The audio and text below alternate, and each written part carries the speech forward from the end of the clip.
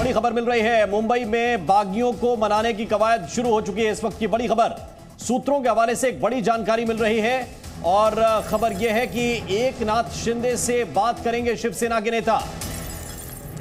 एकनाथ शिंदे फिलहाल महाराष्ट्र के बाहर हैं, गुजरात में बताया जा रहा है। इन सबके बीच ये तस्वीरें शरद पवार प्रेस कॉन्फ्रेंस करने वाले हैं, उनके साथ अजीत पवार भी मौजूद हैं। सूत्रों के हवाले से जानकारी इस वक्त मिल रही है कि एकनाथ शिंदे से शिवसेना के नेता बात करेंगे। मिलिंद नार्वेकर और रवि फाटक को यह जिम्मेदारी मिली है।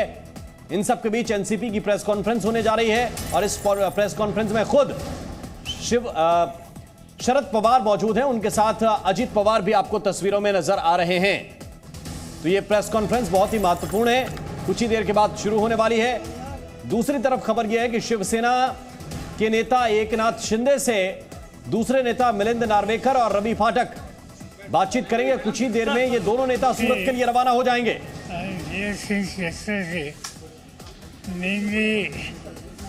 We are called on meeting of the non-leadership political parties, and basically subject is to discuss presidential candidates. That meeting will start at 2:30, second meeting, and in fact that is the reason why I am here.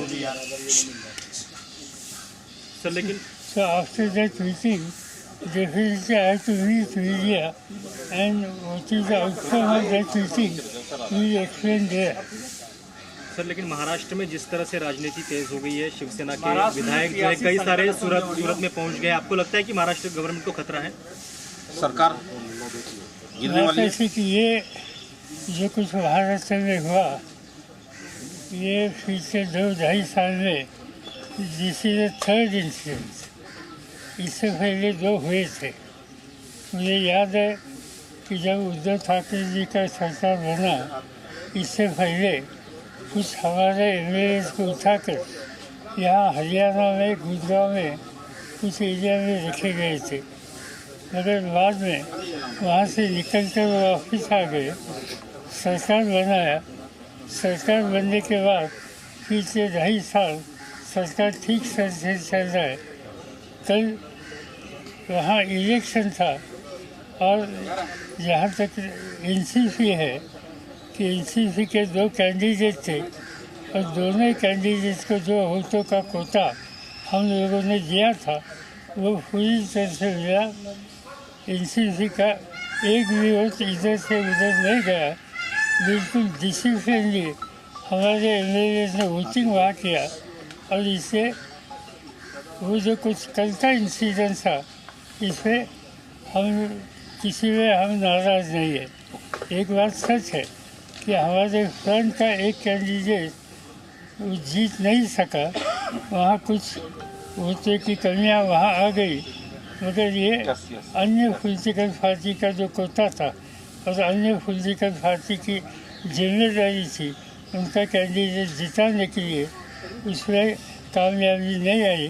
मगर हम वापस जाने के बाद ज़रूर हमारे साथियों के साथ बातचीत करेंगे, ऐसे क्यों हुआ और हुआ तो कैसे करेक्ट एक्शन ले सकते हैं, इस पर हम ध्यान देंगे। शिवसेना के नेता एकनाथ शिंदे बार-बार कह रहे हैं कि उनको सीएम बनाया जाए, इस पर आपकी सहमति है क्या? सरकार संकट में है सर, जिस तरीके से एक मिनट यार, चुप रहो ना। अरे यार सर, जिस तरीके से महाराष्ट्र के भीतर संकट दिखाई दे रहा है, अरे एक क्वेश्चन एट अ टाइम होगा ना। वो एक सरकार बचा लिया था, क्या इस बार सरकार आप लोग बचा पाएंगे? उम्मीद है आपको? मुझे यहाँ की जो स्थिति है वो देखने के बाद इससे कुछ न कुछ रास्ता निकलेगा, इस पर मेरा पूरा भरोसा। सर, फिर से सवाल करता हूँ, एकनाथ शिंदे बार-बार दबाव डाल रहे हैं कि उनको सीएम बनाया जाए, इस पर आपकी सहमति है क्या? नहीं, ये तो मैं आपसे ही सुनता हूँ। ठीक है, अभी तक उन्होंने हमें या और किसी को कहा है कि मुझे सीएम बनाओ, ये मुझे मालूम नहीं। मगर एक बात है कि वहाँ जो अंडरस्टैंडिंग है तीनों पार्टी में, इसमें शिवसेना के पास मुख्यमंत्री की जिम्मेदारी है, जबकि सीएम एनसीपी के पास है। मंत्रालय है, इसकी जिम्मेदारी सरकार के कांग्रेस के ऊपर है। जहाँ तक बीजेपी में कुछ बदलाव करना या किसी को वहाँ मौका देना, वो उनका इंटरनल इशू है, जो शिवसेना की लीडरशिप इस पर जो कुछ तय करेंगे इसके साथ हम रहेंगे। मगर मुझे पूरा विश्वास है कि उद्धव ठाकरे के नेतृत्व पर वहाँ जो गवर्नमेंट चलाई है, इसमें कोई बदलाव करने की आवश्यकता हमें लगती नहीं। सर लेकिन एकनाथ शिंदे, जेपी नड्डा और अमित शाह को भी मिलने वाले हैं आज। कौन किसको मिलने वाला, हम कैसे करेंगे? सर कल के एमएलसी इलेक्शन में 134 विधायकों का समर्थन बीजेपी को प्राप्त हुआ है। जिस पार्टी के मुख्यमंत्री है उस पार्टी के सारे वोट भी शिवसेना उम्मीदवार को नहीं मिले हैं। क्या आपको लगता है कि ये क्रॉस वोटिंग सरकार के लिए खतरा है? नहीं, ऐसे जब इलेक्शन होते हैं तो क्रॉस वोटिंग होते हैं, ये कोई आज की बात नहीं। इससे पहले 20 से 50 सालों में कई बार मैंने देखा है कि क्रॉस वोटिंग होता है और फिर सरकार चलती है। सर क्या अलायंस में भी कुछ मतभेद है? सर अलायंस में कुछ मतभेद है क्योंकि ये क्रॉस वोटिंग सामने आ रही है?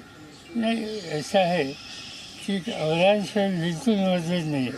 क्रॉस वोटिंग तब होते हैं कि समझो मैं कॉन्टेस्ट कर रहा हूँ और मुझे कुछ 2-4 वोट की कमियाँ है, तो मेरा पर्सनल कॉन्टैक्ट कहीं हो तो और इसमें कुछ न कुछ वोट कैसे मुझे मिलेंगे इस पर मेरा ध्यान होता है। इससे कुछ क्रॉस वोटिंग इधर उधर होती है। जैसे आपको एक बार एग्जाम्पल देता हूँ कि जिस पर आई थिंक 1980 में मेरे पास खाली 6 MLA थे, 6 और 6 MLA के आधार पर हमने 45 वोट लेकर सुरेश करवानी को राज्यसभा को चुनकर लाया था 6 वोटों। ये हो सकता है, जैसे रिश्ते आपके हैं इस पर ये इलेक्शन में कामयाबी मिलती है, ये डिफीट होता है। Are you confident that you have a clear majority, that Agadi government has a clear majority? What are the numbers like? NCP और कांग्रेस छोड़ के बाहर निकला, ऐसी भी शर्तें रखी हैं। सुनने में आ रहा है जो सूरत गए विधायक, उन्होंने कहा है कि शिवसेना जो है वो एनसीपी और कांग्रेस का साथ छोड़े। ये जो आप कहते हैं मेरे कान पर ये बात आई नहीं। उद्धव ठाकरेंशी तुमचं काही बोलणं झालं या सगळ्या घडामोडीनंतर? उद्धव ठाकरेंशी काही बोलणं झालं? नहीं, एवढं झालं कि उद्धव ठाकरे जी ने उनके पार्टी की मीटिंग बुलाई है और वो आज सुबह बैठने, अभी जो आफ्टरनून में बैठने वाले हैं। इस बैठने के बाद एक बार इनके इंटरनल डिस्कशन हो जाएगा तो हम इनसे बात करेंगे। आज ये इशू एनसीपी का इंटरनल इशू नहीं है, ये शिवसेना का इंटरनल इशू है। सर मुंबई आप जा रहे हैं? सर क्या मुख्यमंत्री से मुलाकात है शाम को, कब जाएंगे सर? मेरे अभी मीटिंग है 2:30 बजे। मुख्यमंत्री के साथ मुलाकात है? प्रेसिडेंट कैंडिडेट सिलेक्शन के बारे में आज जो हमने मीटिंग बुलाई है, ये मीटिंग खत्म होने के बाद आई एम गोइंग टू बावले। सर आपको संकट मोचक कहा जाता है, खासतौर पर पिछली सरकार भी आपने बचाई थी। एकनाथ शिंदे से क्या आपकी कोई बातचीत हुई है या किसी विधायक से बातचीत हुई है जो सूरत में ठहरे हुए हैं? मेरे किसी से बात नहीं हुई, तो कहाँ ठहरे ये भी मुझे मालूम। Sir, are you confident that Agadi government has the numbers? Sir एक तरफ आप कह रहे हैं, majority? सर आप कह रहे हैं कि ये शिवसेना का इंटरनल मैटर है, लेकिन खतरे में सरकार है, तो आप क्या समझा जाए कि एनसीपी और शिवसेना साथ नहीं है इस संकट को लेकर? फिर कैसे होगा इसका समाधान? बिल्कुल, हम मेरे कांग्रेस, मेरे एनसीपी, मेरे शिवसेना, हम तीनों ही साथ। मगर जब तक एग्जैक्टली क्या इशू है और कैसे रिजॉल्व करना, इसमें शिवसेना की गाइडलाइन हमें मिलती नहीं, तब तक इससे हम कुछ कदम उठाना ठीक नहीं। And sir, if government calls, are you open to go with BJP, sir?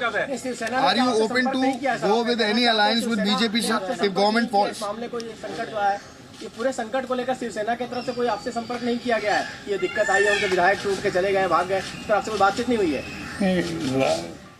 आज वो दोपहर को हम मिलकर इसमें इन डेप्थ स्टडी करेंगे और शाम को आप लोगों को बताएंगे। ऐसा हमें संदेश आया है, तो वे वेटिंग फॉर दैट। सर अगर गवर्नमेंट गिरती है या कुछ जो उथल पुथल चल रही है, क्या बीजेपी के साथ जा सकती है एनसीपी? अगर कुछ खतरा होता है, गवर्नमेंट गिरती है तो? पूछते हो जरा कुछ तो सेंसिबल क्वेश्चन। सर अगर सरकार गिर जाएगी तो कहीं तो एनसीपी जाएगी, अपोजिशन भी वही सकती है, बीजेपी के साथ नहीं जाएगी। लेकिन अच्छा सर, बस आखिरी क्वेश्चन, आप चीफ मिनिस्टर उद्धव ठाकरे से मिलने वाले हैं या कोई मुलाकात की बातचीत हुई है? बात आज रात को उनको समय होगा तो शायद मिल सकते हैं, शायद, क्योंकि ये तय नहीं हुआ। मगर मुझे उन पार्टी के तरफ से कोई तो ग्राउंड लेवल सिचुएशन पक्की क्या है इसका ब्रीफिंग हमें मिलेगा और इसके ऊपर आगे की नीति तय करेंगे। साहेब, शिवसेनेतली अनेक बंड तुम्ही बघितली असतील, यावेळेचं बंड मोठं आहे असं वाटतं? यावेळेचं बंड मोठं आहे? तो आप एनसीपी अध्यक्ष शरद पवार को सुन रहे थे, उन्होंने सभी सवालों के जवाब दिए हैं। उन्होंने साफ साफ कहा है कि ये पहली बार नहीं है, ये तीसरी बार अटेम्प्ट हुआ है सरकार को गिराने का, लेकिन ये भी असफल रहेगा। उन्होंने कहा कि ये शिवसेना का इंटरनल मैटर है, आंतरिक बात है उनकी और शिवसेना ही इसको डील करेगी। ट्वीट किया है सर कि वो बहुत बड़ी जिम्मेदारी में तो शरद पवार ये कह रहे हैं कि एक तरह की साजिश हो रही है, लेकिन साथ साथ उन्होंने ये भी बताया कि ये शिवसेना का आंतरिक मामला है और शिवसेना ही इसको देखेगी कि उनके कौन से विधायक उनके संपर्क में हैं, कौन से बाहर जा रहे हैं। उन्होंने ये भी कहा कि अगर मुमकिन होगा तो आज उद्धव ठाकरे के साथ मुलाकात रात में मुमकिन हो सकती है, लेकिन पक्की नहीं है। महाराष्ट्र सरकार गिर नहीं सकती है, फिलहाल ये भरोसा शरद पवार ने जताया है। सरकार गिराने की साजिश हो रही है, साजिश तो की जा रही है और ये पहली बार नहीं है। उन्होंने कहा कि उम्मीद है कि उद्धव ठाकरे सब संभाल लेंगे। उन्होंने कहा अभी तक मेरी किसी से कोई बात नहीं हुई है, कौन से विधायक कहां गए हैं इसकी भी मुझे जानकारी नहीं है, लेकिन ऑफिशियल ब्रीफिंग जरूर शिवसेना से ली जाएगी और जरूर ये पता किया जाएगा कि क्या स्थिति चल रही है और उसके बाद ही जब उन्हें सारी चीजें स्पष्ट हो जाएंगी उसके आधार पर ही फिर आगे के निर्णय होंगे। लेकिन उन्होंने ये जरूर कहा कि अभी उद्धव ठाकरे सब कुछ संभाल लेंगे, अभी तक उनकी किसी से कोई बात नहीं हुई है। क्योंकि पत्रकारों ने उनसे यह भी सवाल किया कि क्या आपकी एकनाथ शिंदे के साथ कोई चर्चा हुई है या जो विधायक अभी कांटेक्ट में नहीं है शिवसेना के, क्या उनसे किसी तरह की कोई चर्चा हुई है? उन्होंने कहा कि कोई भी विधायक मेरे संपर्क में नहीं है और ना ही मैंने अभी तक किसी से चर्चा की है, क्योंकि यह शिवसेना का मामला है। जो कुछ भारत में हुआ ये पिछले 2-2.5 साल में this is the third incident. इससे पहले 2 हुए थे।